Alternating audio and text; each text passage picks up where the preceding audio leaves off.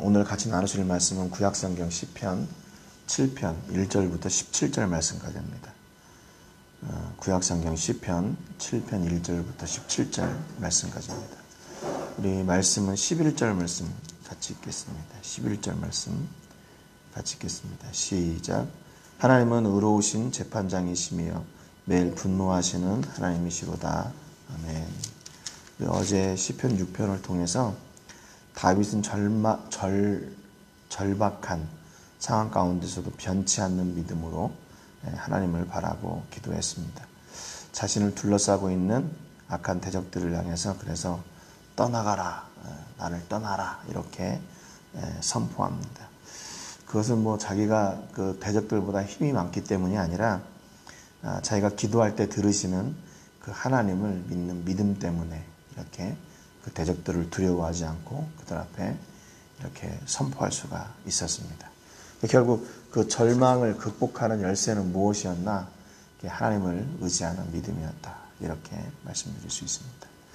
오늘 이 시편 7편의 노래도 제가 이 노래를 통해서 이 고난 앞에 다윗의 피난처는 뭔가, 그리고 또 다윗이 가장 당당할 때, 가장 자신 있을 때는 언제인가, 또 악한 자들의 착각은 무엇인가 하는 이런 질문을 가지고 같이 이 노래를 같이 나누어 보겠습니다.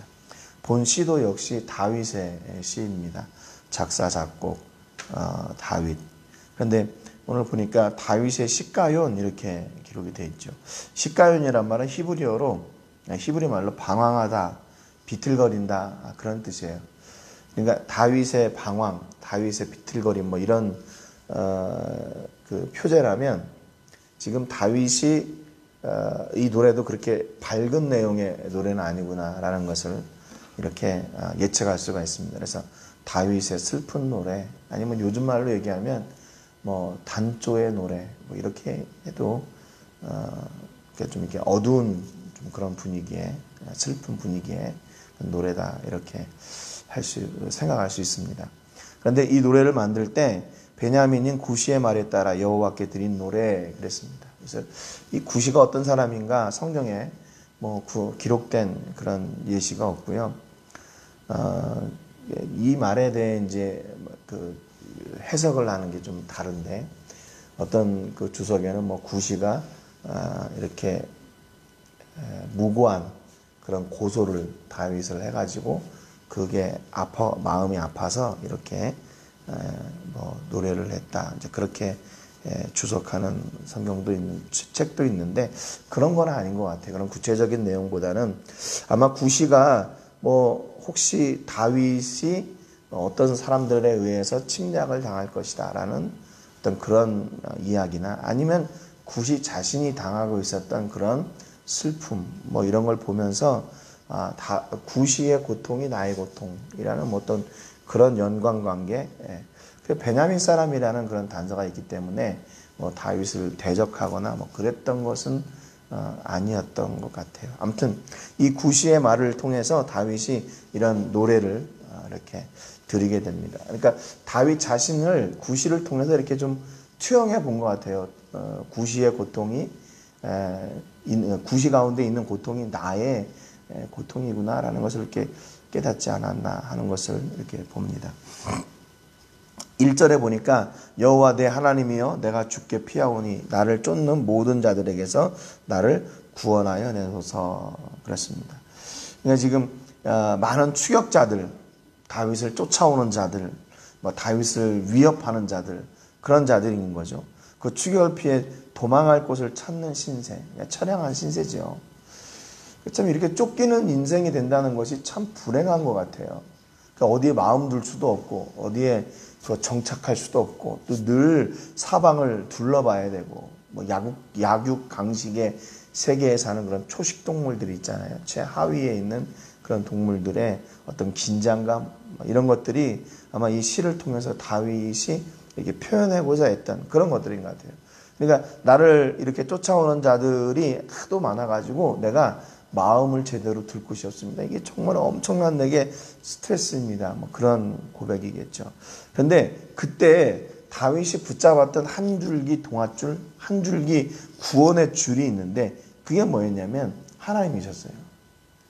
모든 것들이 다 추격해 와도 그곳에서 나를 건져낼 수 있는, 그래서 나를 구원할 수 있는 유일한 소망 되시는 분이 누구인가? 바로 하나님이시다 그랬습니다. 시편 57편에도 보면 내 영혼이 주께 피하되 주의 날개 그늘 아래에서 이 재앙들이 지나기까지 피하리이다 그랬습니다. 그러니까 다윗이 피하는 곳은요 다른 곳이 아니라 늘 하나님 그분의 날개 아래였어요.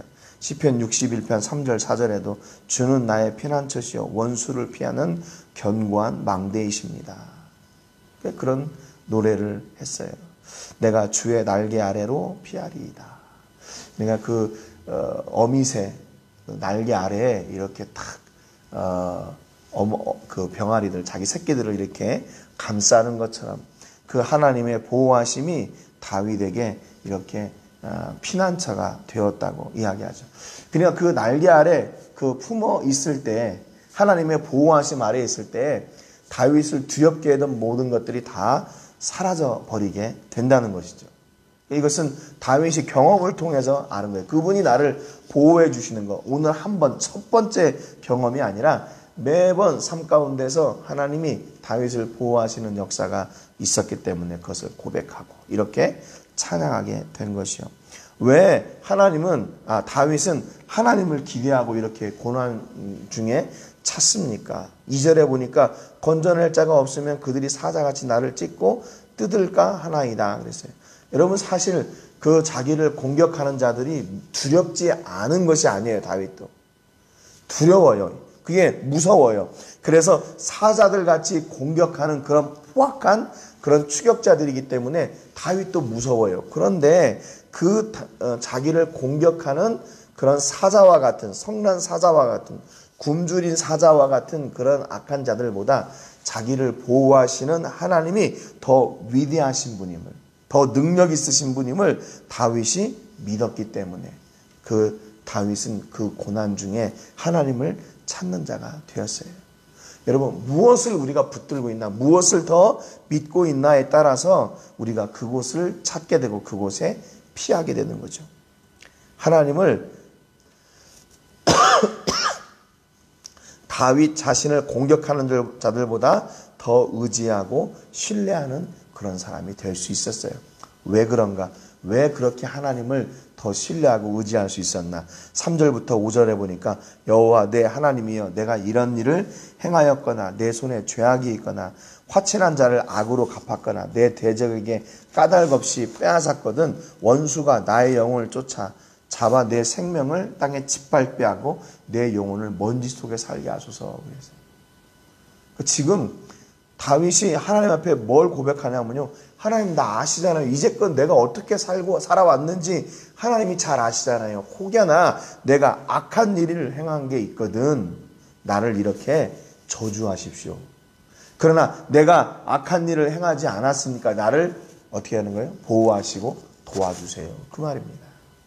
다윗이 하나님 앞에 이렇게 어떻게 보면 당돌하리 만큼 내 죄악이 있거나 내가 무슨 악이 있거든 내게 이런 저주를 내리세요.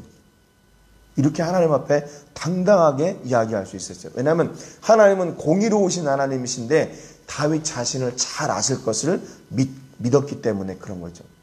그동안 다윗이 그런 사심이 없이 그런 범죄한 악한 마음이 없이 그가 이웃을 섬기고 하나님을 섬겼다는 것을 이렇게 드러내주는 거예요. 그러니까 반드시 세상의 것들은 그런 다윗의 삶과 진실과 중심이 뭐 어떻다 할지라도 그거에 상관없이 무조건 공격하고 자기의 뜻을 이루기 위해서 그렇게 대적하지만 중심을 아시는 하나님은 의로운 자의 편에 서신다는 것을 알았기 때문에 그래요.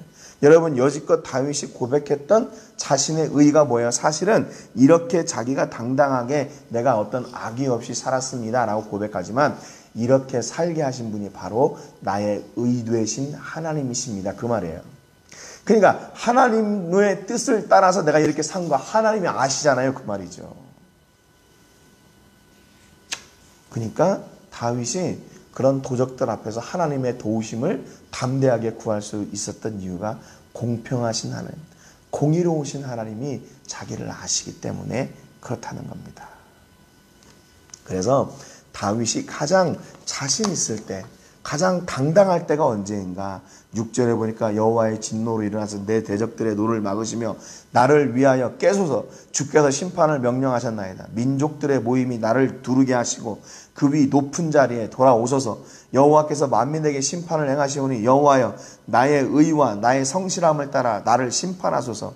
악인의 악을 끊고 의인을 세우소서.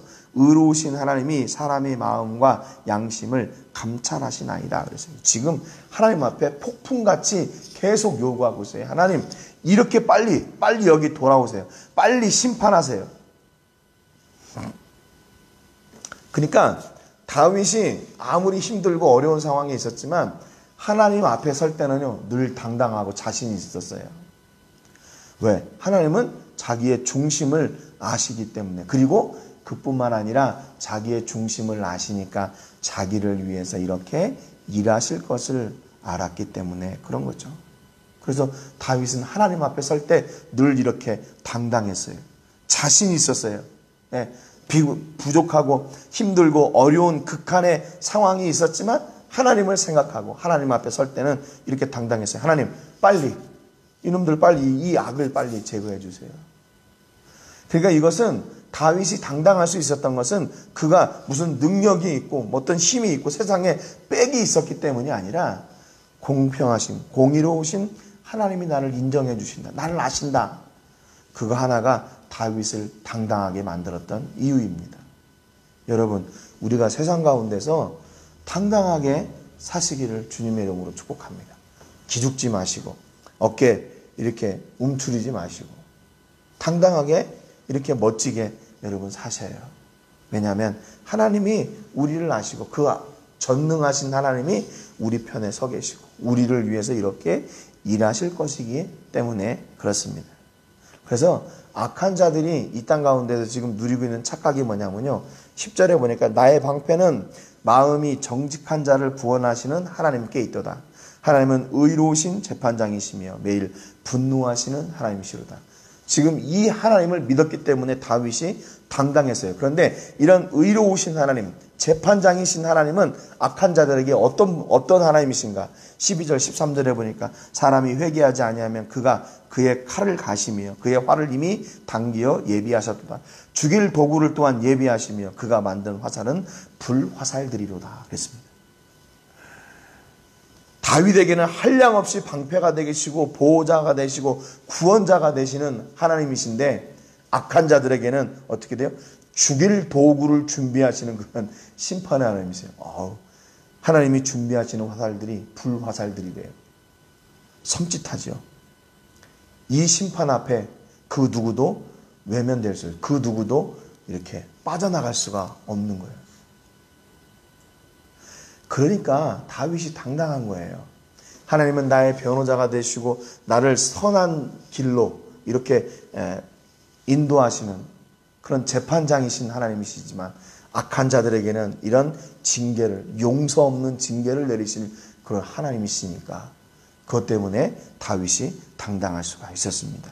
14절부터 보니까 악인이 죄악을 낳으며 재앙을 베어 거짓을 낳았도다. 그가 웅덩이를 파 만듦이요 제가 만든 함정에 빠졌도다. 그의 재앙은 자기 머리로 돌아가고 그의 포악은 자기 정수리에 내리려다 했습니다. 여러분, 앞에 그 하나님께서 죽일 도구를 예비하신 그 불화살의 징계는 이제 앞으로 심판날에 있을 징계예요. 그런데 14절부터 16절까지의 징계는요, 이 땅에 살면서 당하는 징계입니다. 이 땅을 살면서 당하는 징계예요. 어떤 징계냐? 자기들이 생각하는 그 꾀에 자기들이 빠지는 거예요.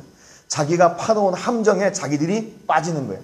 그러니까 자기들이 그 악한 자들의 착각은 뭐냐면 자기들이 막 다윗을 공격하고 추격하고 그를 위협하는 것이 다윗을 잠깐 그렇게 두렵게 할 수 있어요.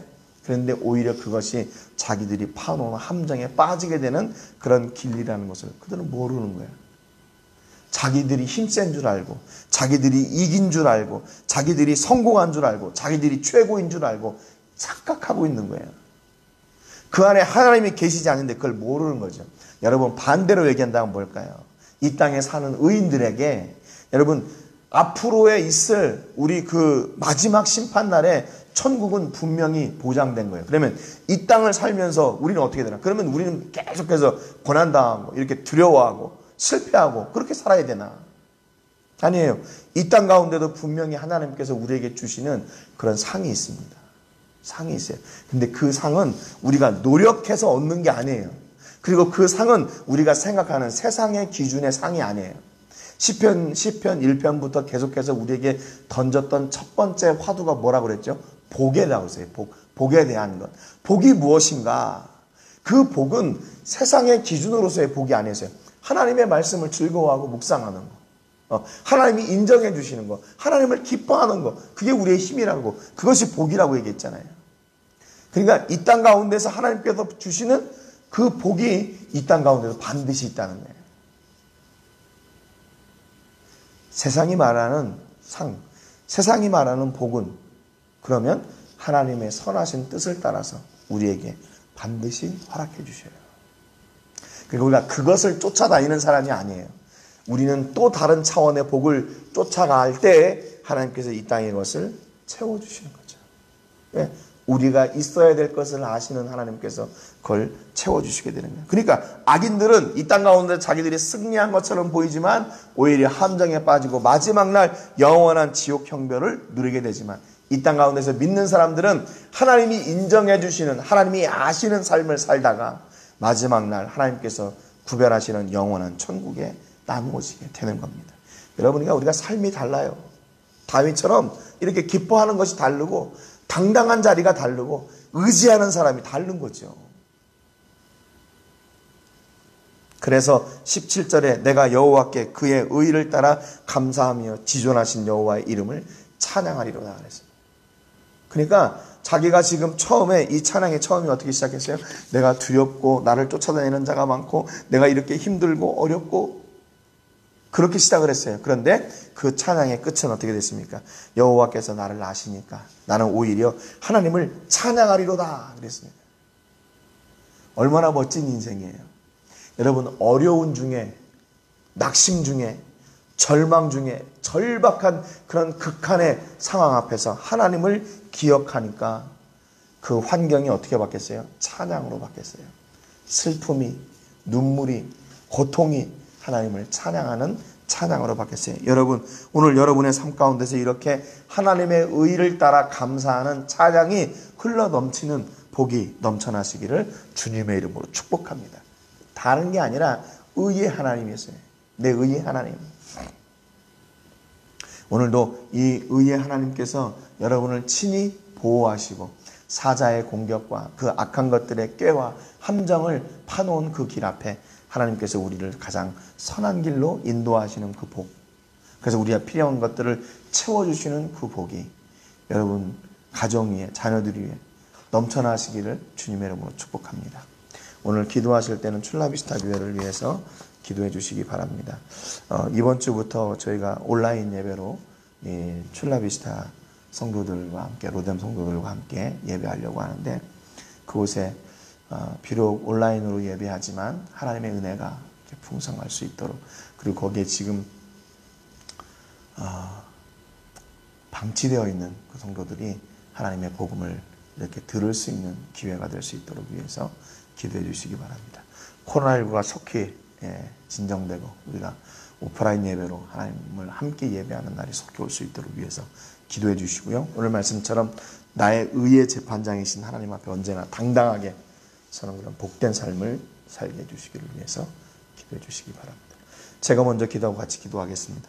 하나님 아버지 감사함을 통해서 다윗 앞에 있는 상황은 사자들의 공격과 같이 두려운 것이었고 그것을 이겨내고 막아낼 만한 능력이 없는 그런 아주 슬픈 상황이었습니다. 그럼에도 다윗은 그곳에서 자기의 편이 되시고 공의로우신 하나님을 붙들어 하나님의 구원하심을 이렇게 노래할 수 있었습니다. 다윗은 비록 힘든 상황이었지만 그는 하나님 앞에 설 때에 늘 당당했고 그는 언제나 승리자였습니다. 왜냐하면 공의로우신 하나님이 다윗의 삶을 아시기에 다윗을 구원하실 것을 믿었기 때문입니다. 하나님, 오늘 우리가 만나는 삶의 곤고함과 그런 두려움과 또 실패와 낙심되는 일들이 있습니까?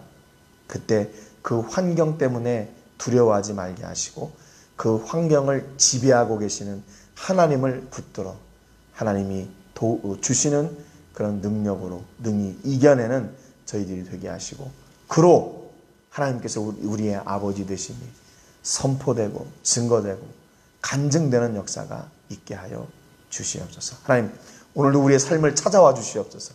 그리고 악한 것들로부터 하나님이 나의 아버지 되심이 증거되고 선포되는 그런 놀라운 역사가 있게 하셔서 우리를 위로하시고 우리를 그들의 목전에서 상을 베푸시고 기름으로 바르시는 그 놀라운 복이 임하게 하여 주시옵소서. 오늘도 우리의 아버지 되신 하나님을 찬송하며 감사와 영광 올려드리고 예수님의 이름으로 기도합니다. 아멘.